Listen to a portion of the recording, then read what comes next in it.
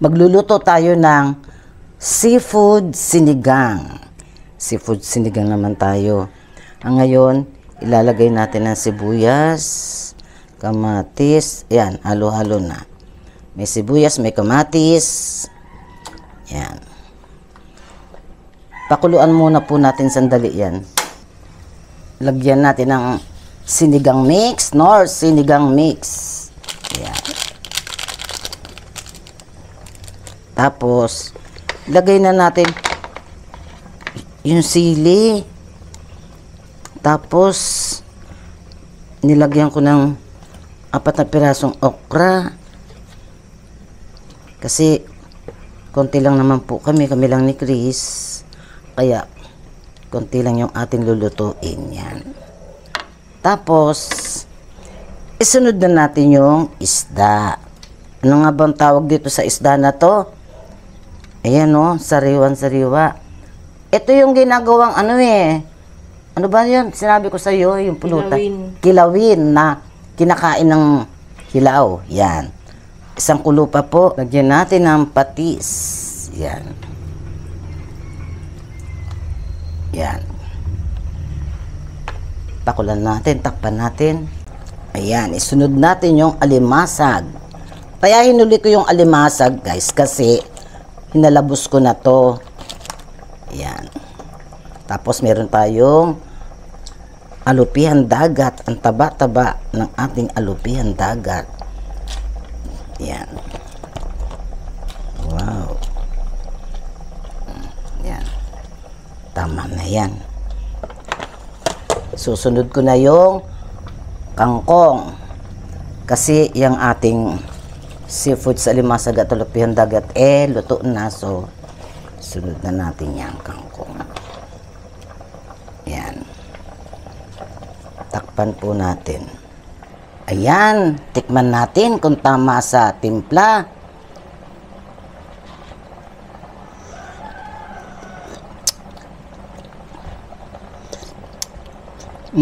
Perfect. Okay na po.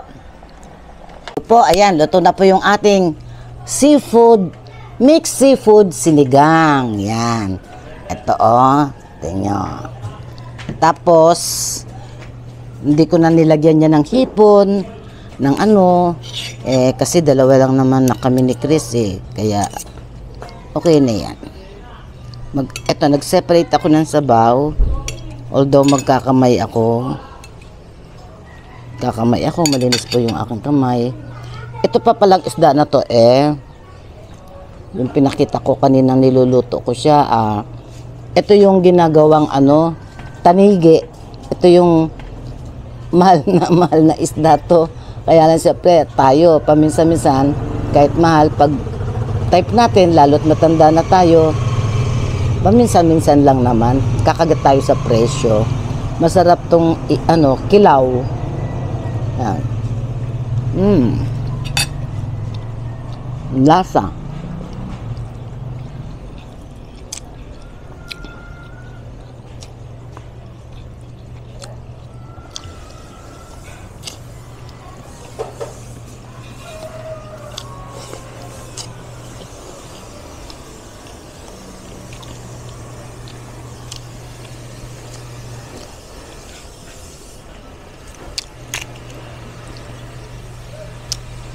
Taba po.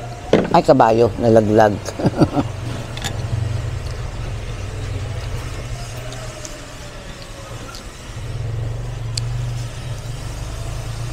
Masarap dyan sa paano kaya i-google ko nga. Yung bang yan tanige, di ba? Slice yan. Gusto ko siyang parang ano ba to? Yung parang steak. Hindi naman steak na na may kalamansi o whatever ba yun. Basta steak siya. Pinapry siya. Minamarinate siya. Hindi ko alam kung mamarinate. Tawag nito. Daming lumilipad kasi yung ipiprito ko siya sa sa butter. Tapos gagawa ako ng sauce. Saan ko ba nakita yun? Natikman ko yun eh. Hindi ko na itanong doon sa nagpakain sa akin kung doon sa nagluto kung paano niyang ginawa.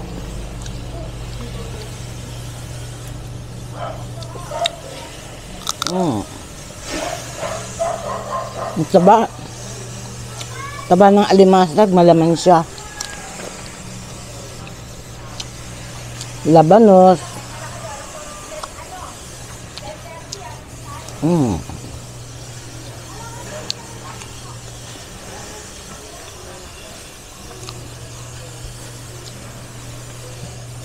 Sarap.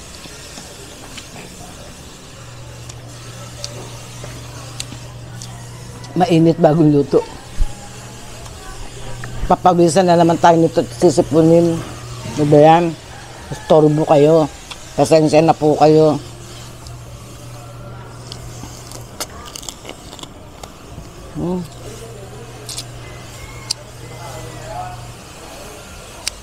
Istorbo tong mga langaw na to.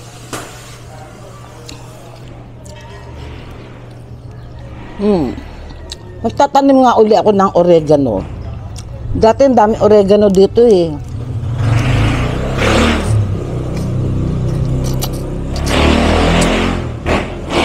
Ang tataba. Ay, ikot na ako dun ah.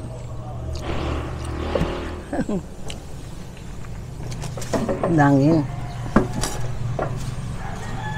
Nilalagyan namin ng payong kasi against the light. Mainit. Andun yung init. Ay, nako, ano ba yan? Pangit. Aray ko, ano ba yan? Ayan, okay na. Okay na, so siguro yan.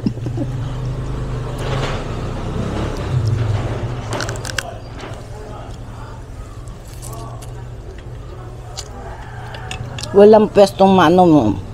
Hanap ako ng pwesto. Next time. Namatay lang. Useless.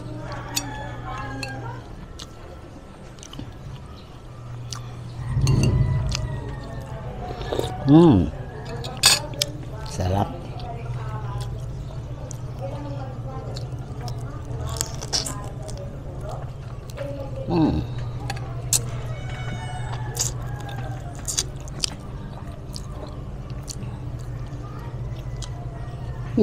Hindi nga ako nagsawsawan ng patis. Kasi okay naman na si timpla.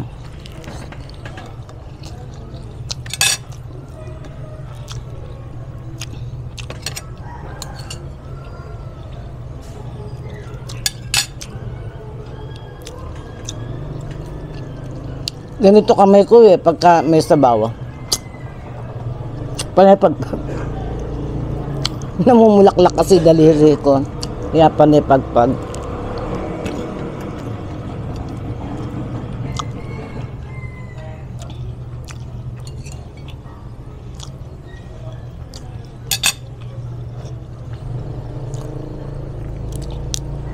Ang taba oh.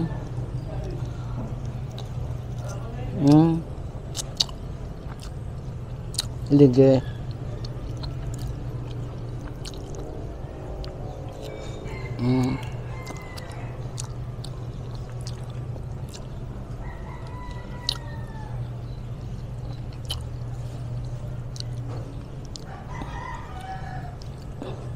Nasa sulok-sulok yung taba niya.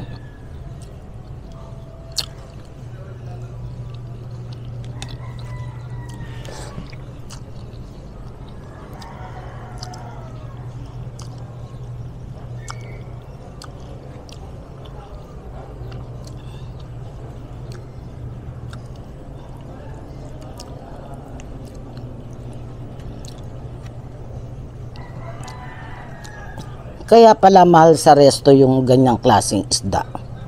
Kahit anong luto. Mahal pala talaga.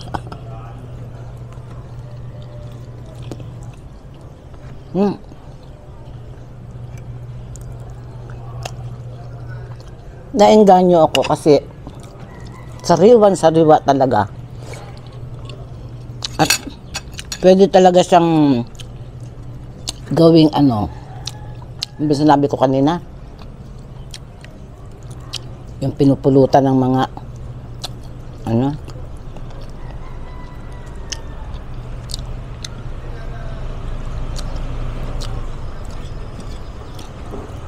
pinupulutan ng mga nagiinom.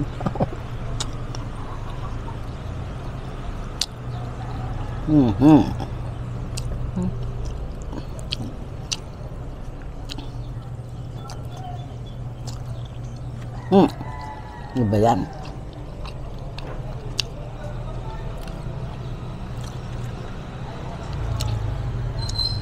Pagbukas po ng ano, pagbalat ng ano, kita nyo yan? Ipipress nyo lang po dito, oh. Yung iba hindi marunong kumain nito eh, hindi alam himayin yan. Pipress nyo lang po yan. Ayan. Maaano na po siya, ma-open na siya, oh. Tapos, ayan, oh. Ayan. Ayan. Ayan. Oh, na ano na. Taba.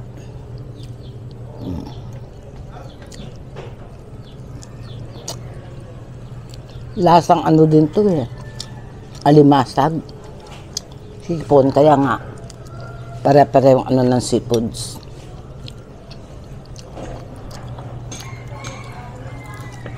Diba? Malaman siya.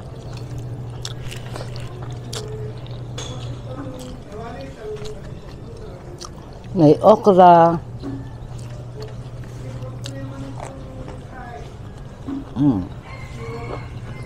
Magulang na yata yung okra. Ba't makunat?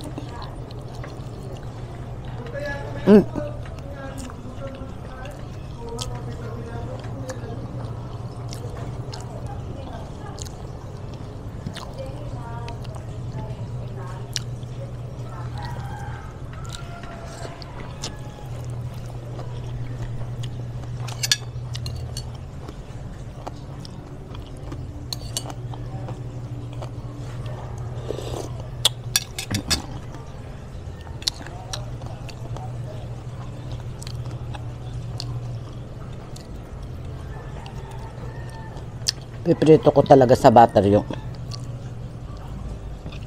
isa. Yung isang slice. Ay, ano ba yan?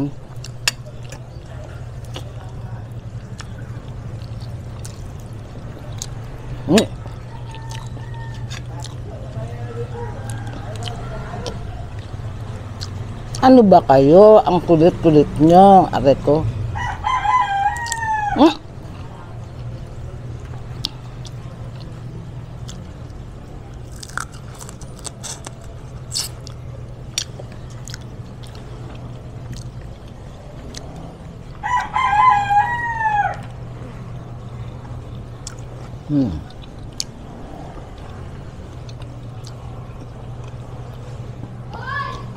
Sarap na laban, ah.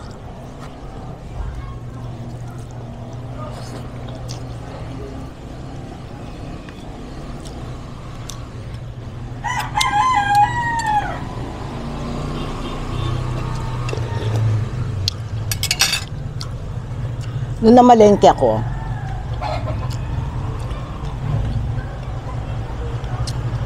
alam ko may kamatis ako nilagay sa plastic.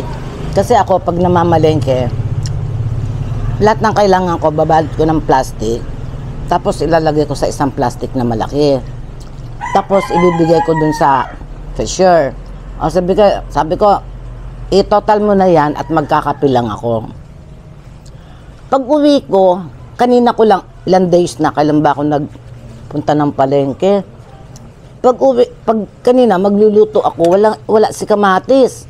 Siguro sa ibang plastic na bag na ilagay yon, na ibalik. Kasi siyempre sa isang aalwasin ganyan. Tapos aanuhin. Ayun. Nagpabili ako sa tindahan kanina. Alam nyo po kung magkano yung isang piraso? 10 pesos. kaya, kaya napansin nyo, yung kung napanood nyo yung kung paano ako pinakuluan nagluto. Apat na ano lang yun, anim na ano lang hiwa. Ay, excuse.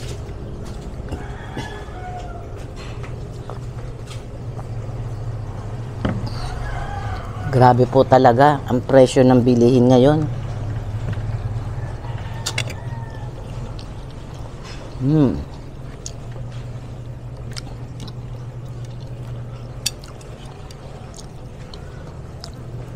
Ako naman po, kumbaga malit lang naman ang revenue ko. Hindi, kung tutuusin nga, hindi pa sapat para maging puhunan sa Kaso lang, iniisip ko, matanda na ako, kahit minsan lang sa isang buwan, pag sahod ko, kung ano yung gusto kong ulamin, kainin, kasi hodang mahal siya. Di po ba? Tama po ba ako? Mali? Ako lang naman po. Isang beses lang naman yun. Sinisingit ko lang.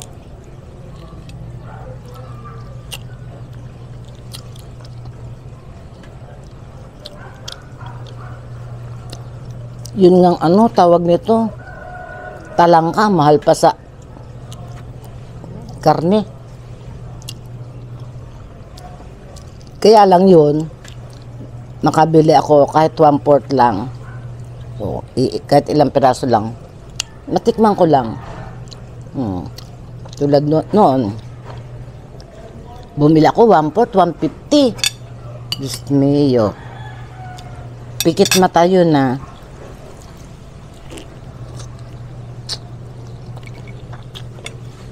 Ngayon wala pa eh. Pero minsan makakatsempo ka ng mura.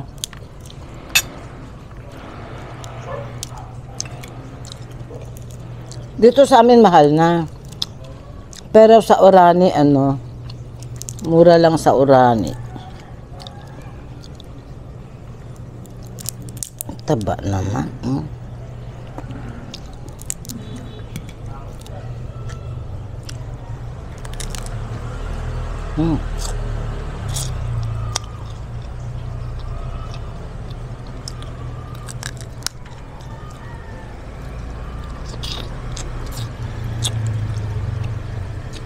Wala na. Di bale. Itong tira, pakulo ang kulay sa sabaw niya.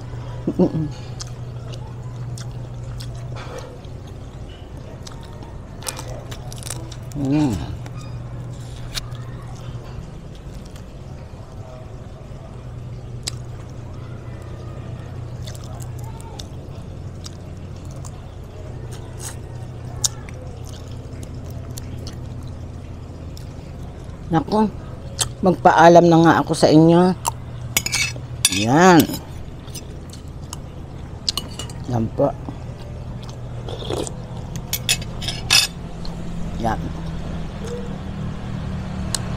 Ayan po. Maraming salamat po.